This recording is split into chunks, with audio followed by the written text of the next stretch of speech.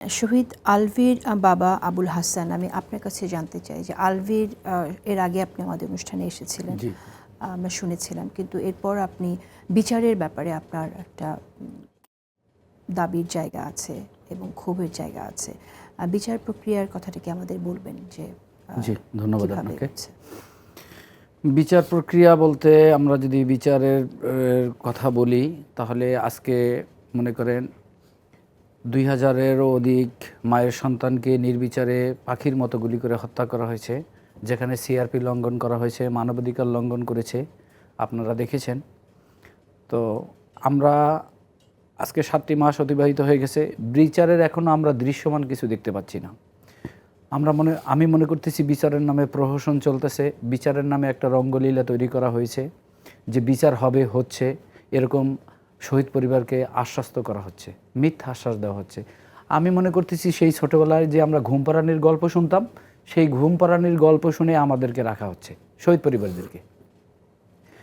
আপনারা যে মামলাটি করেছেন সেই মামলার এখন কি অবস্থা? জি, আপনি হয়তো জেনে থাকবেন যে আমরা আজকে 2 মাস অতিবাহিত হলো, আমরা সরকারের যে স্বরাষ্ট্র মন্ত্রণালয় আছে, এখানে স্বরাষ্ট্র উপদেষ্টা থেকে শুরু করে আইন উপদেষ্টা, আইজিপি, তারপরে খোদাবক্স যে স্বরাষ্ট্র অধিদপ্তরের যিনি দায়িত্বে আছেন, উনি সহ প্রশাসনের ঊর্ধ্বতন যারা আছে সবার সাথে আমরা বসতেছি 15 দিন পর পর। 6টা-7টা মামলা ট্রায়ালে রাখা হয়েছে, এর মধ্যে আমার মামলাটাও আছে। বলতেছে যে আমরা এই 6টি মামলার একটা ব্যবস্থা করি, একটা বিচারের আওতায় নিয়ে আসি, এরপরে বাকিগুলো তারা ট্রায়ালে নেবে। কিন্তু এখনও পর্যন্ত এই 6টি মামলারই কোনো ঊর্ধ্বগতি হয়নি। আসামি যদি গ্রেপ্তার না হয় তাহলে কার বিচার করবে? এখনও পর্যন্ত আসামি গ্রেপ্তার হচ্ছে না। আমার মামলায় মনে করেন যারা বড় বড় পর্যায়ে আছে, যে শেখ হাসিনা তো দেশে নাই, আর যারা আছে এরকম 11-12 জনের মতো গ্রেপ্তার আছে। তো আমার মামলাটা হচ্ছে আন্তর্জাতিক ট্রাইব্যুনালে। তো বিচার যে করবে, দেখেন সেই আমার আলভী শহীদ হয়েছে আগস্টের 4 তারিখ, আজকে 7 মাস অতিবাহিত হয়ে গেছে। ট্রাইব্যুনাল বলতেছে যে আমরা শুধু বিচারের রায় দিয়ে থাকি এবং আমরা গ্রেপ্তার করি না, আমাদের কোনো গ্রেপ্তারির দায়িত্ব নাই।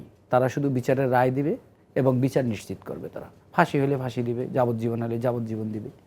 তো এখনও পর্যন্ত ওই সময় যে ম্যাসাকারটা হয়েছে, 4 তারিখ 5 তারিখে যে ম্যাসাকার হয়েছে বা 3 তারিখে যে ম্যাসাকার হয়েছে, এগুলো আমরা সবাই চোখে দেখছি, কিন্তু আমার সন্তানকে প্রকৃতভাবে কে গুলি করেছে এটা তো আমি জানি না।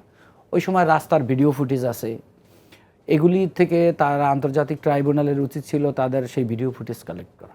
আমি চিফ যে আন্তর্জাতিক ট্রাইব্যুনালের, তাকে আমি এই যে গত সপ্তাহে যে আমাদের মিটিং হয়েছে ওখানেও আমি ওনাকে বলেছি, ওনারা আমাদেরকে কিছু বিভিন্ন মিডিয়ার ভিডিও ফুটেজ কালেক্ট করে দিয়েছে, কিন্তু ওখানে নির্দিষ্ট করে বলা যাচ্ছে না যে আমার ছেলে ওই গোলাগুলির মধ্যে আছে বা তাকে কে গুলি করছে, এরকম দৃশ্যমান আমরা কিছু দেখতে পাচ্ছি না। অতএব যদি এখনও পর্যন্ত যদি কে গুলি করেছে বা কোন টাইমে এই গুলিটা হয়েছে, এই ধরনের কোনো কিছু যদি তারা তথ্য উপাত্য যদি এখনও পর্যন্ত কারেকশন না করতে পারে, সেক্ষেত্রে তো বিচার করা মুশকিল। আমি যেটা মনে করি বিচার করা মুশকিল।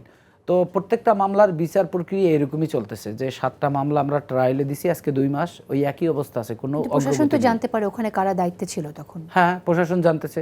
তো আরেকটা কথা না বললেই না, যে দেখেন এই প্রশাসন বিভিন্ন রকমের তালবাহনা করতেছে।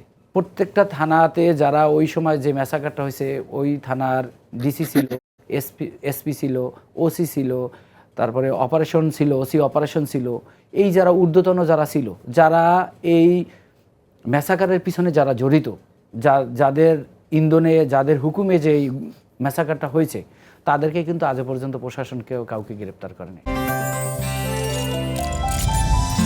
গাজী গ্যাস স্টোভ রান্নায় আনে শিল্পের ছোঁয়া।